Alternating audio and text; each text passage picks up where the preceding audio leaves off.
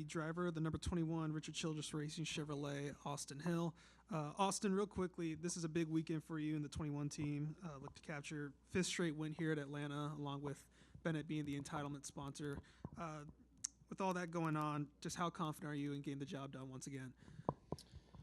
I mean, I probably have the same amount of confidence that I had when we first won here as I do now. I wouldn't say I have any extra confidence. Everybody at RCR, ECR worked extremely hard in the off season to bring a really fast Bennett Chevrolet for this weekend. We have the same car that we won the last two races here with, and the track is changing. The track is aging. It's going through a change. I know it's really cold out, and it's going to be cold throughout the race weekend, but I think handling is starting to become more of an issue. I noticed that last year. The second race in the fall last year, I struggled really, really bad. It's a wonder we even won that race with how bad our Bennett Chevrolet was driving that day. But we just had to dig deep for that one. But it's always fun to come here to Atlanta or to any type of racetrack that is super speedway style, because we know how fast our RCR Chevrolets are. And so I have a lot of confidence everywhere we go, but I have an extreme amount of confidence when we come to a place like Atlanta. So excited to be here, excited for it to be the Bennett 250. My sponsor is also sponsoring the Xfinity race for this weekend. So hopefully we can hold that trophy at the end, and it just be a really cool plug for the sponsorship. All right, sounds good. We'll go ahead and open up to questions again. We'll start with Jacob, then we'll go to Steven, then Cameron.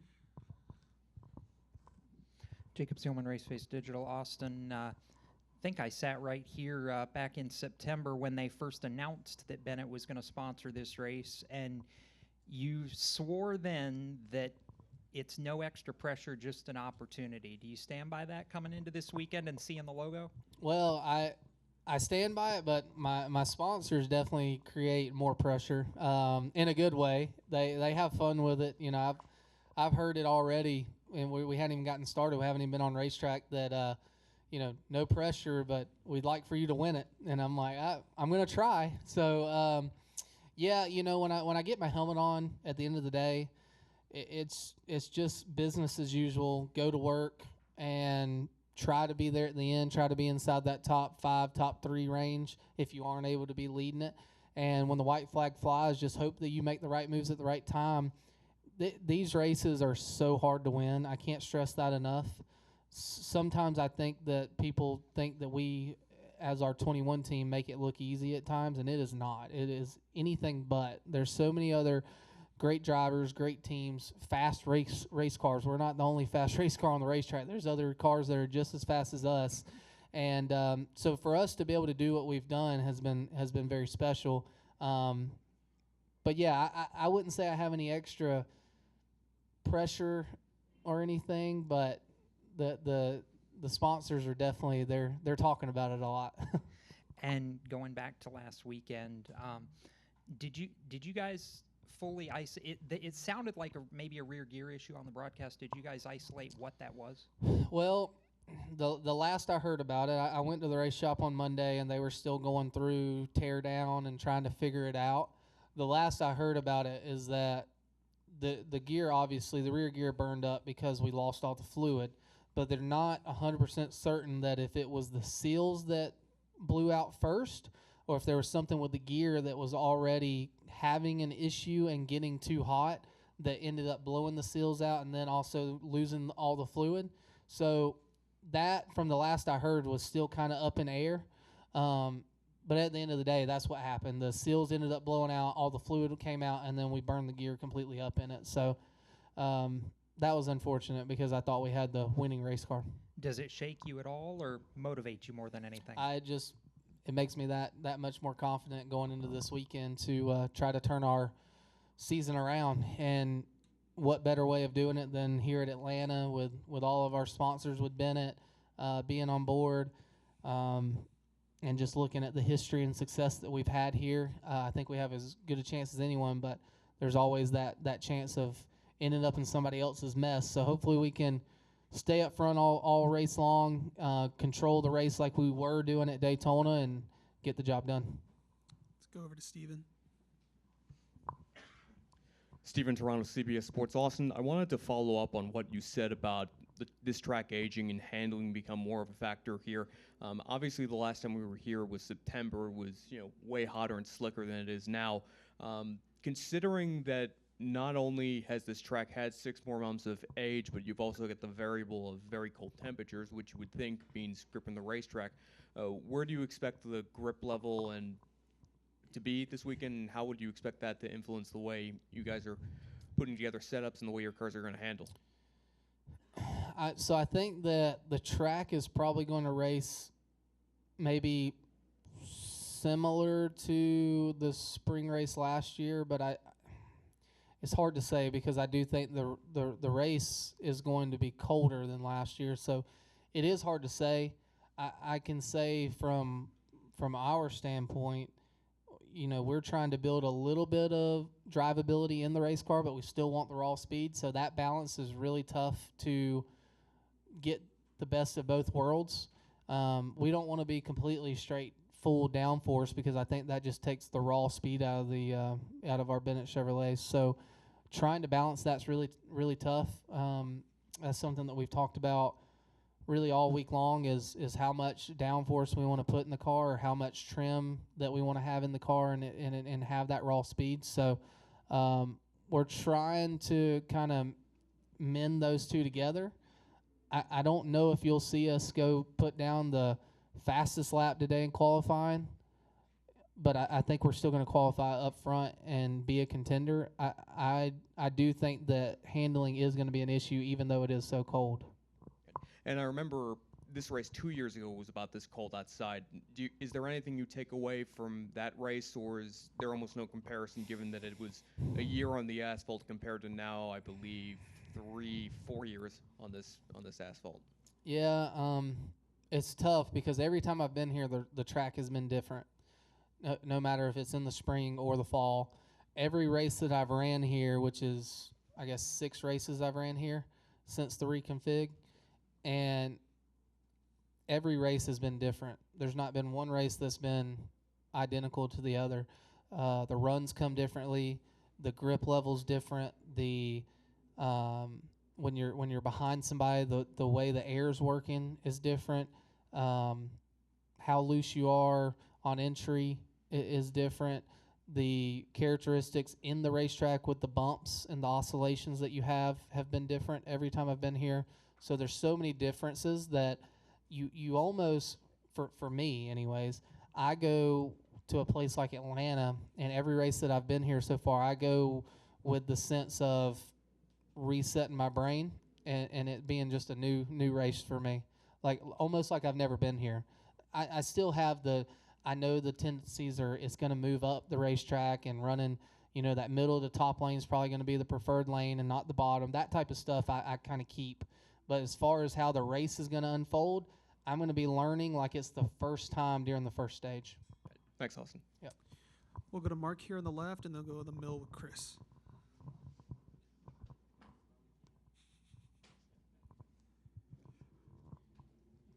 I keep giving this girl a workout. She's always at the other end of the building.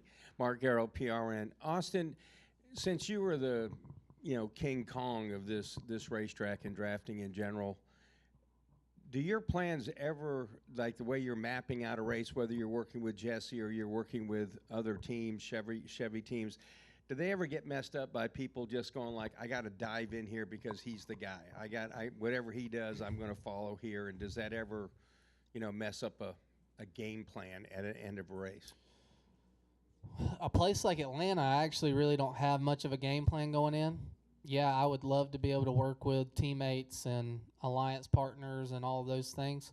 It's harder to do that at a place like Atlanta as opposed to a Daytona or Talladega, where I think you can get with alliance partners or teammates at times and make it working together. Here it's really tough. Now, obviously, if let's just say my teammate Jesse and I are really good in qualifying today, we qualify up front, and we were able to come out and 1-2 at the start of the race, that's going to make things easier, like knowing that I have a teammate around me. But the one thing I will say, though, is you can never let your guard down, no matter if it's teammate, no matter if it's alliance partners, no matter who it is, because people that get runs and, guys that can get runs and make things happen, they want to lead the race. Like, they want to have control of the race just like I want to have control of the race. So it's a little bit of a touchy subject when it comes to working with partners this weekend, just because of everything's happening so fast here. But I think you will see me working with some of the Chevy Alliance partners, Jesse, some other guys. But at the end of the day, I want to go out there and I want to lead all the laps if I can and control the race all day long.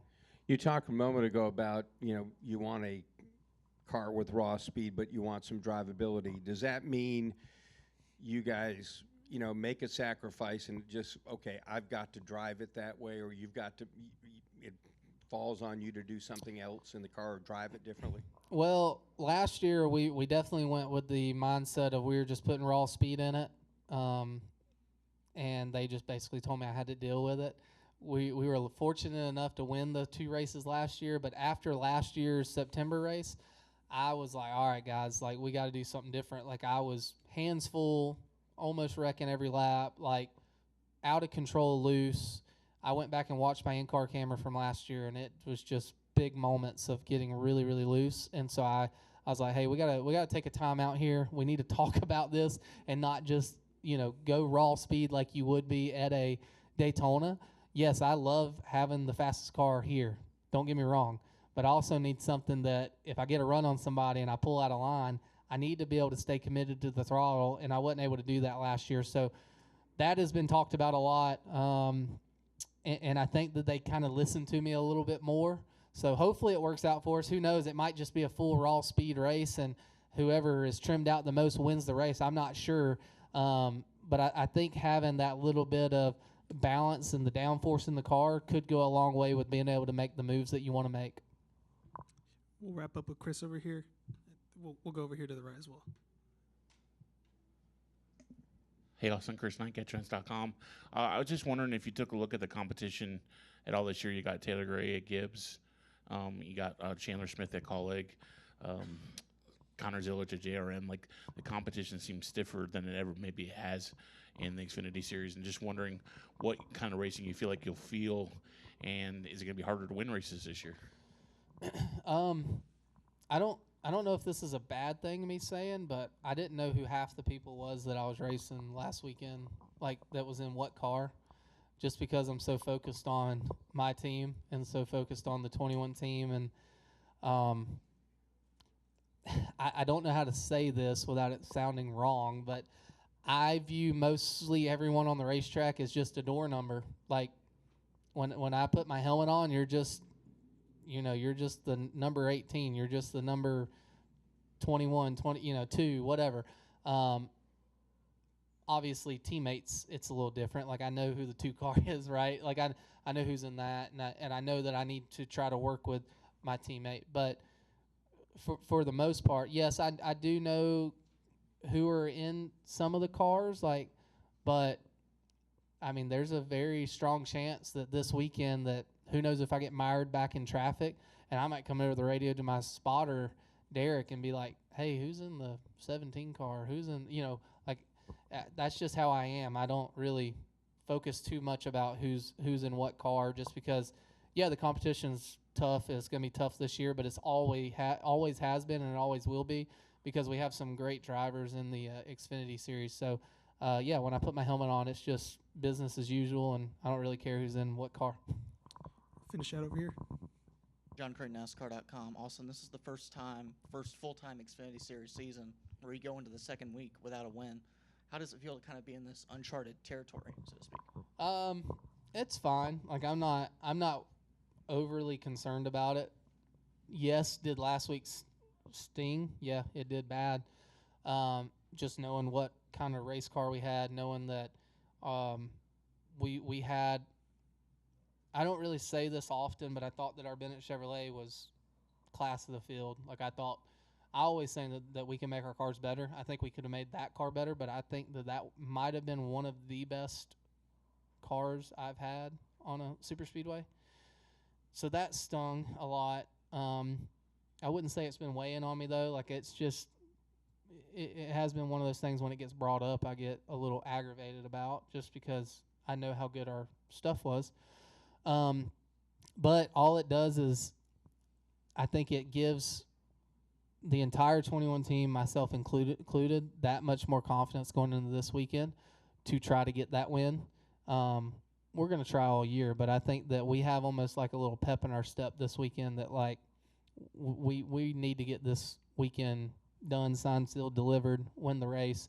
But it's very easy to talk about. It's so much harder to do. So hopefully we can do that.